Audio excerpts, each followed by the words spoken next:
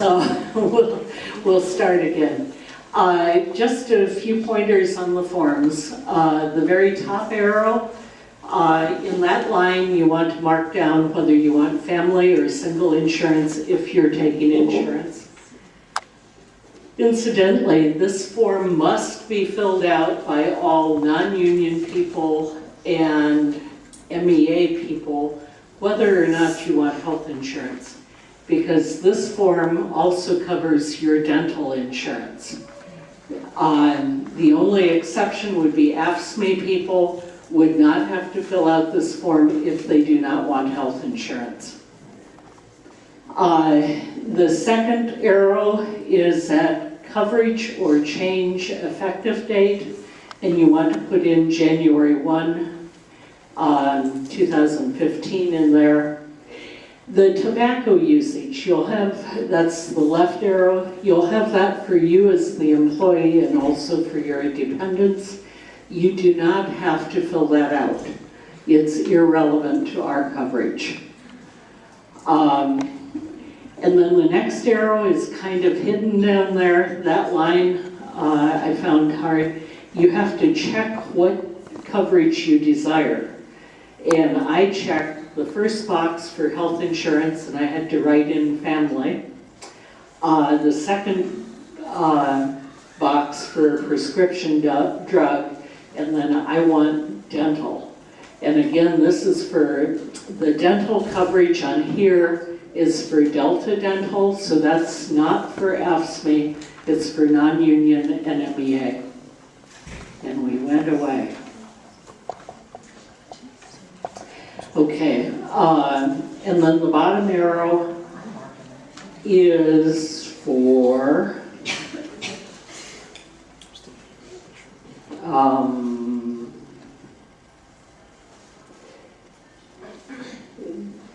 what date?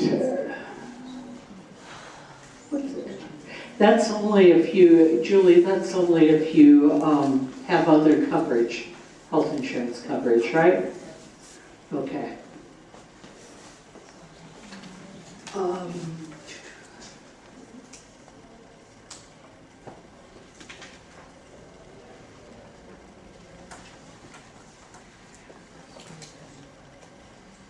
So why are we not moving here?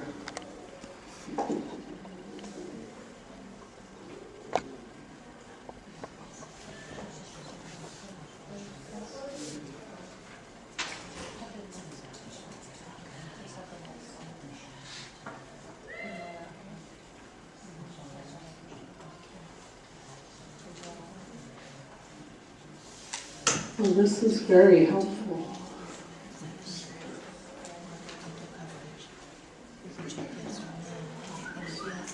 Resume slideshow. Right in the middle, up a little bit. To the right. Right below where you're at. Do that.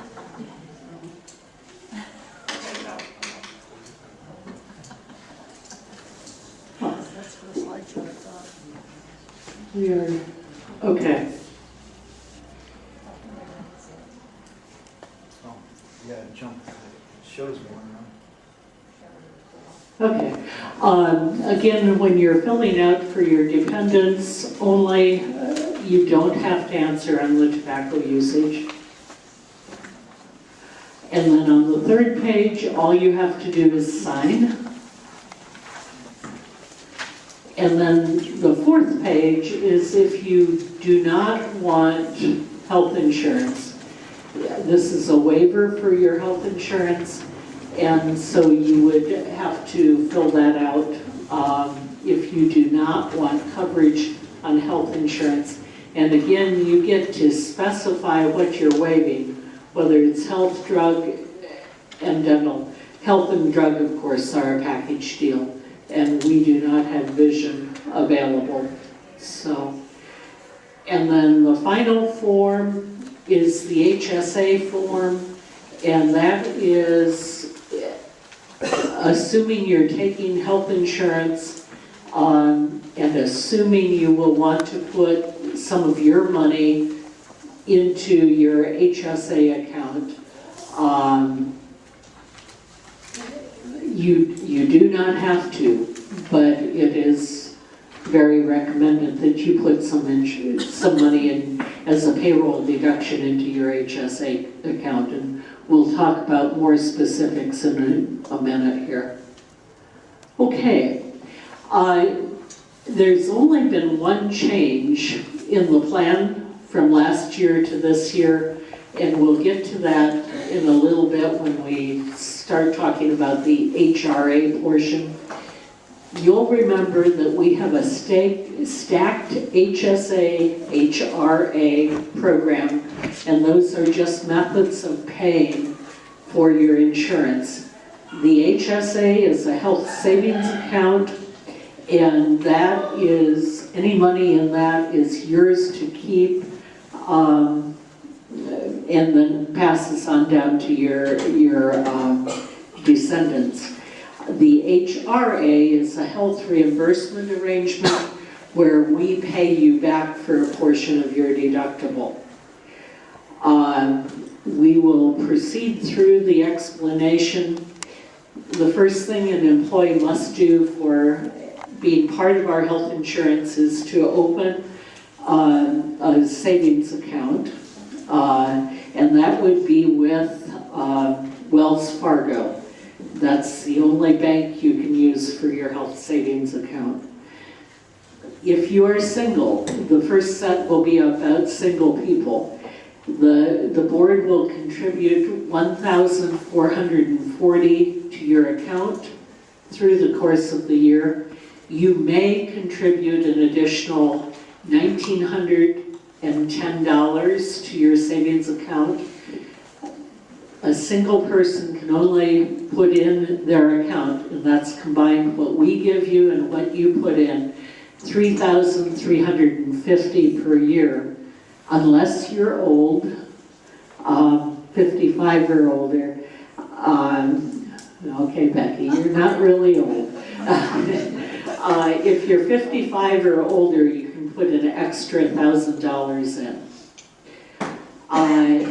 As bills come in, you'll pay for them out of your health savings account with either a check or a debit card up to $2,500.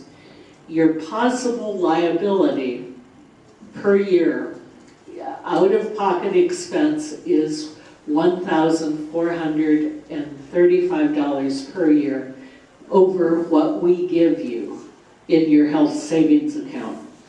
So if I were you, that's the minimum amount I would want to put into the health savings account out of my paycheck. And the reason you put it in out of your paycheck is it's pre-tax dollars. And so that saves you a significant amount of money. And we'll continue on. Before you pay a doctor's bill, you need to wait for an explanation of benefits.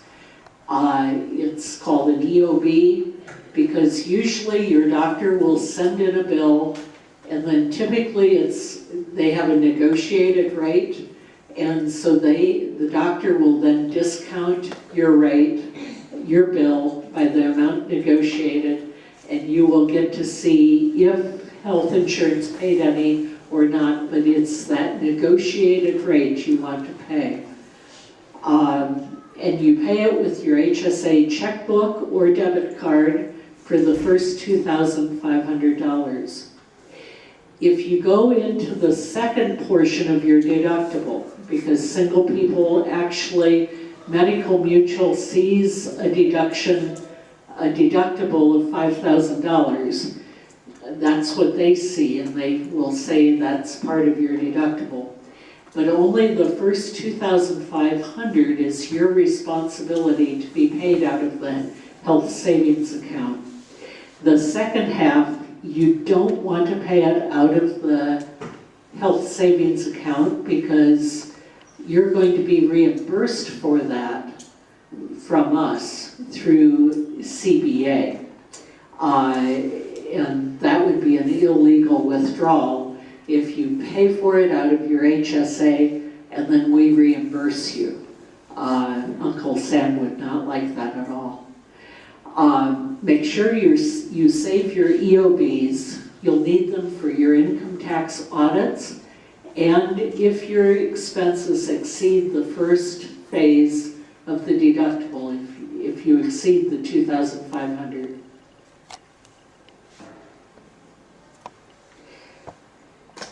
For the second part of your deductible, the $2,500, the second part, the board, this is where the change this year comes in. Last year, or in 2014, the board paid all of that. But we had made a mistake last year, and we had shifted the balance between what the board pays and what the employee pays. And so this year, the insurance committee is requiring us to again rebalance that. So we rebalanced it based on the percentage that the employee pays on the premium. So for the second half, you're going to be responsible as an employee for 15%, as a single person, 15% of the cost, which is $375, and the board will be responsible for 85%. So as we look back, when I told you your total liability is $1,435, that's the $1,060 from the first half, plus $375 from the HRA portion. So basically the same deal, when you cross that line, the 2,500, you submit your EOBs to the CBA trust, and you have to submit all of your EOBs for the first half and then anything that's in the second half, because they need to know and be able to see that you've already met the 2,500 before they're going to send you any money back. They will then send you a check for 85% of the total amount spent over 2,500 up to the $5,000. With the money you receive from CBA, you pay your doctor, hospital, pharmacy bill. Now, and I have NHSA, that $375 in the second half that you're liable for, that 15%, you can pay that out of your HSA. What you don't want to pay out of your HSA is anything that you're going to get back from CBA. So I misspoke before. You pay the full $2,500 in the first half, and then you can pay the 15% in the second half of your deductible. And then it would be anticipated that any costs you have over the $5,000 deductible will be covered by Medical Mutual. Moving on to family, it's similar, only it's different and a little bit more complex. First, you have to have an HSA checking account. The board will contribute $2,345 to your account through the year. You may contribute an additional $4,350 for a total of $6,650 per year. Again, if you're old, 55 or older, you can put an extra $1,000 in. As bills come in, you pay them out of your HSA up to $5,000.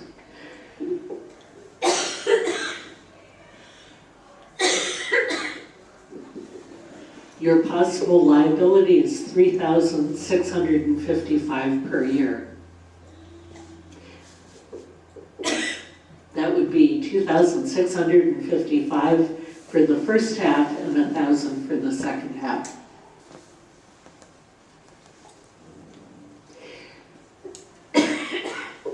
Again, before you pay, wait for your EOB to see what the discounted amount is. Pay out of your HSA account. Now, we have an embedded deductible.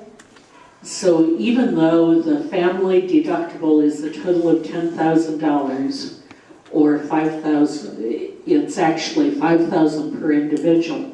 So per individual, it looks just like the single looks. Per individual, you never pay out of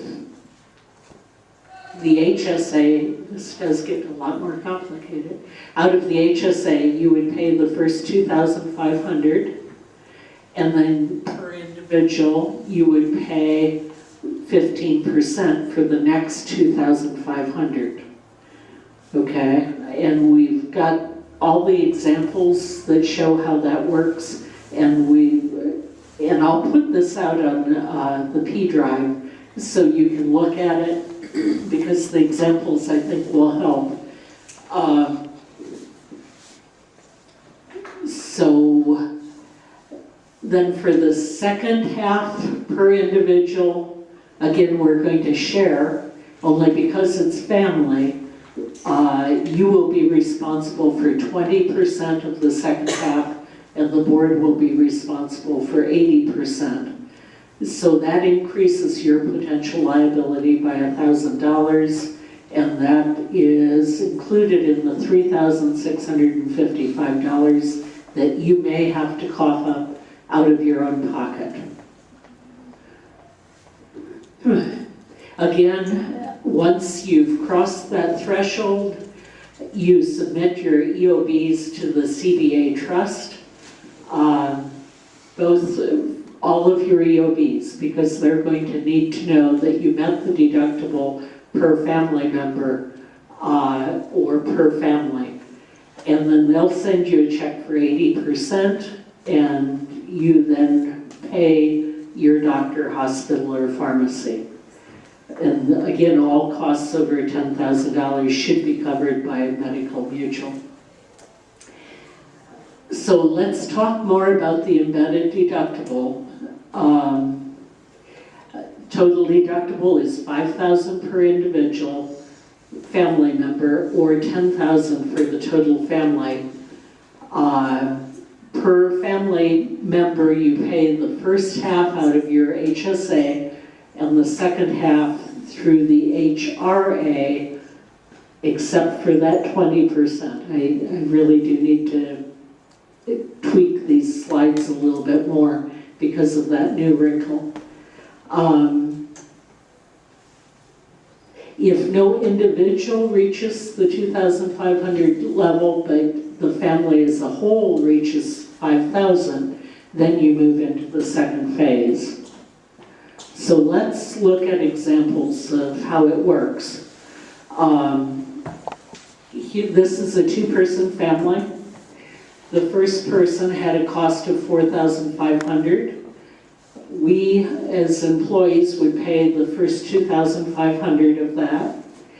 And then for the second half, for the second $2,000, we would pay 20% or $400. And then HRA, which is the board, would pay $1,600.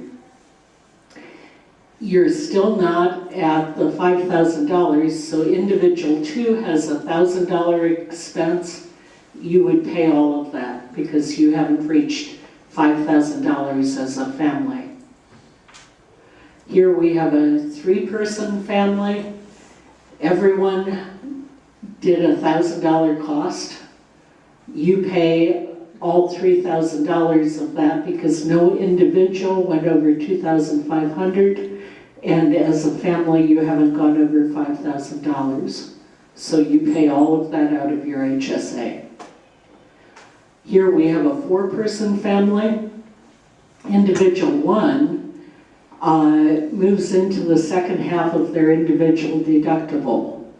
So you pay the first $2,500, and then you pay $200, and the board will pay $800. That 80, 20, 80, split. Individual 2 and 3, they're at $1,000 each. You pay all of that because you haven't met your $5,000 deductible, and as individuals, they haven't gone over $2,500. But then individual 4 hits. You've now maxed your first half deductible. And so individual 4, after you pay $500, you're now at $5,000 that you've paid out of the first half. And so then for the other $500, it's split on a 20-80% between you and the board. Here we've got another example. Individual 1, $10,000 bill. You pay $2,500 on the HSA side. On the HRA side that you pay, which can be paid out of your HSA, you pay $500 and the board will pay $500 or $2,000, and Med Mutual will pick up the last $5,000. Individual 2 comes along, you pay it all. 3 and 4, you pay it all. But now you've hit your first half of your family deductible of $5,000. So individual 5 comes along, and it's that 20-80 split between you and the board. I think this is the last example. Individual 1, big bill. Again, you and the board split the first $5,000. Med Mutual pays the second. Individual 4 comes along with another pretty big bill.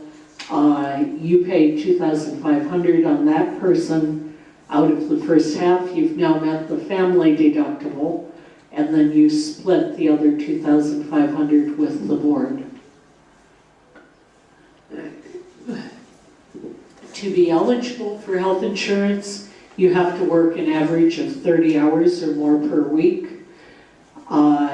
To be eligible for the HSA portion of funding, you cannot have, as an employee, any other health insurance. And you can't be claimed as a dependent on anyone else's tax return. If you are 65 or older, but not signed up for Medicare, you may still have an HSA account. Signing up for Medicare is an option for you because you have credible insurance. So when you turn 65, and probably I don't even need to go into it with this firm, well, in case I miss anyone, you're going to be encouraged to sign up for Medicare when you turn 65. But it's, in my opinion, in your best interest not to sign up for Medicare so you can continue on our HSA plan. Our insurance would be primary anyhow once you're on Medicare. But what you would be missing is the HSA portion, the ability to save for your retirement. But you can do whichever you want. If you do sign up for Medicare, then we need to know, and we won't put any more money in your HSA, and we won't let you do it either, because you can't.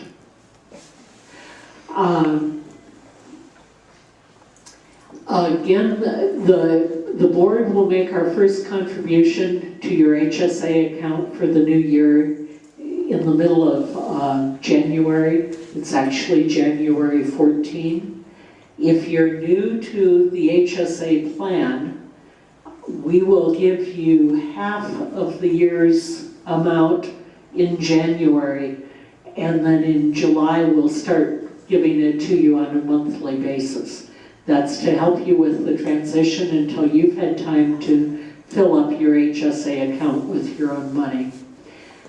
On a single plan, it's $1,440 for for the year, $720 semi-annually. So if you're new, that's the amount that would be put in right away. And then $120 per month thereafter. Family, it's $2,345. Half is $1,172.50, or $195.42 monthly thereafter.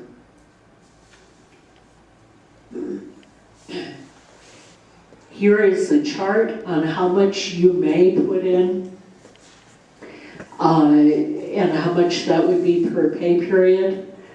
I just filled my form out today, and because I am clearly over 55, and because I'm clearly saving money, pre-tax dollars, for health costs in my retirement, I put the maximum amount per pay in, which is $204.03 that I'm allowed to put in to my, on a week, per pay period, to get me to my total of $7,650 for the year. So this is figured out single, single young, single 55 and older, family young, family 55 and older. And once I clean up what I'm seeing as errors in this or confusing parts, I'll be putting it out on the Drive. We have no co-pays, so it's either paid under your deductible or it's paid by Medical Mutual. If you make a mistake and pay a bill out of your HSA that is then paid through the HRA, you can fix it. You can replace the money in the HSA with the mistaken distribution form that I believe Wells Fargo has on their website. I came this close to making that mistake this past year. I forgot that the second half per individual doesn't get paid out of the HSA.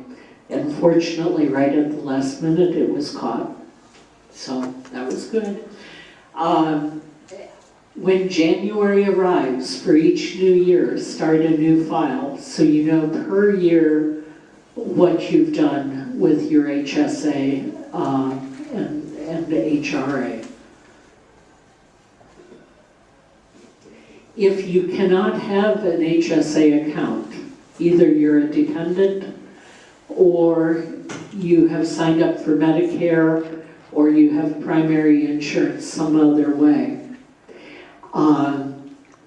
then you won't have an HSA account and we won't contribute to it, but we will pay, this really cuts out, we will pay the same amount we would pay for the first half for you. You would pay the employee's share, and then like it would be a different kind of HRA, we would pay the amount that we would have put in your HSA along the way. The disadvantage is if you don't spend everything that we would have put in your HSA, you just don't get it. So that's what happens if you cannot have an HSA for some reason. The wrongful HSA withdrawals, it's between you and the IRS and your God. We don't look at how you're spending your HSA. Med Mutual doesn't look. Nobody else, CBA Benefits isn't looking. If you are caught taking out money out of your HSA for non-medical expenses, not only will you have to pay the income tax on that amount, you'll also have a 20% penalty from IRS on any of that money that you misused. You have to substantiate that your expenses out of that account are legitimate for the IRS. Other withdrawals, upon your death, the funds that are in the HSA are transferred to the beneficiary you have named on the account. If it's your spouse, it transfers tax-free. If it's your kids, then I believe they have to pay taxes on it, but I'm not 100% sure of that. No? I'm not sure either. Okay. The 20% tax penalty for non-qualified medical expenses is waived for persons who've reached the age of 65 or have become disabled at the time of withdrawal. So if you don't want to leave it there for your kids and you don't think you're going to need it for medical expenses and you're 75 years old, you can go buy that big screen TV with it.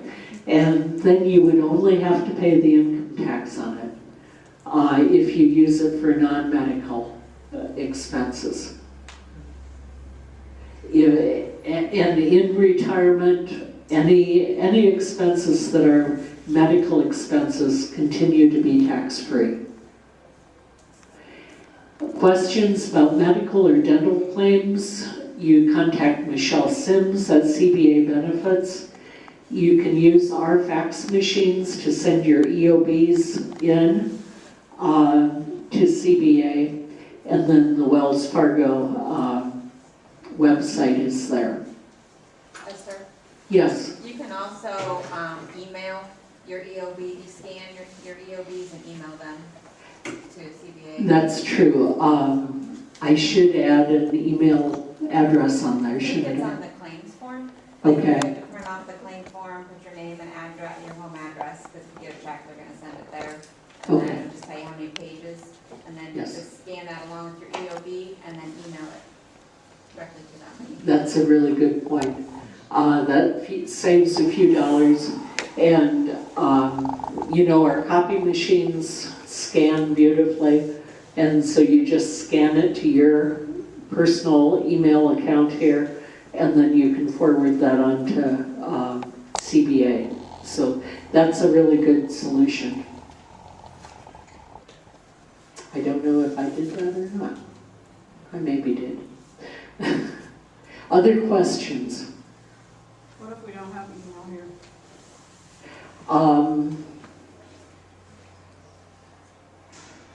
Still have the fax function. You'd have to fax it, and do you have email at home? If you wanted to buddy with somebody, you could send it to their email address and then have them send it home, but faxing probably would be the cleanest way for you. So the only real plan change is that second half of the deductible.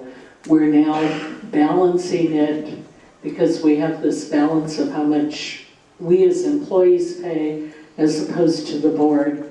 And for single, that's 15% that the employee pays and 85% the board pays.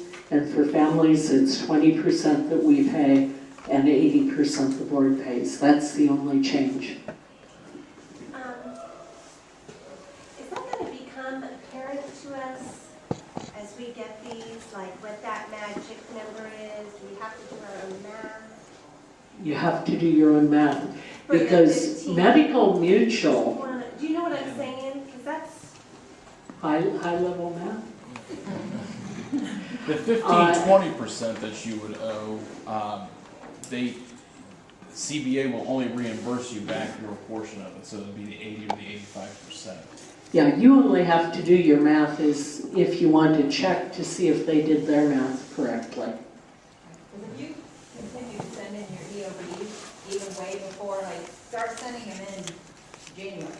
And as soon as you get them, send them in. I just sent some in. I've not met that for my son, but they'll send you something back. I got something back in the mail that says, he has this much, you have to pay this much more before you get to that magic number. I mean, you can keep track, I keep track of it too, but they'll send you to let you know where you're at if you send them in regularly. If you wait to the very end, you're gonna, like, if you wait to send in all your EOBs in November, then you're probably paying, you know, it's gonna get messy. Because you may have already met that 2,500 for that individual member. You want to start from day one sending your EOBs, and don't wait months later to send them in. But the EOBs on the back of them, they show you where you are on your Right. deductible. So as those come back, you can monitor. If you start getting close, I mean, if you don't want to send them all year, if you're monitoring, you see I'm getting close to my 2,500, send them all in, and then when it hits that point, it'll pick up. Medical Mutual will still be saying, you know, if you're single or an individual and you're at 2,500, they're going to say you're halfway to your deductible.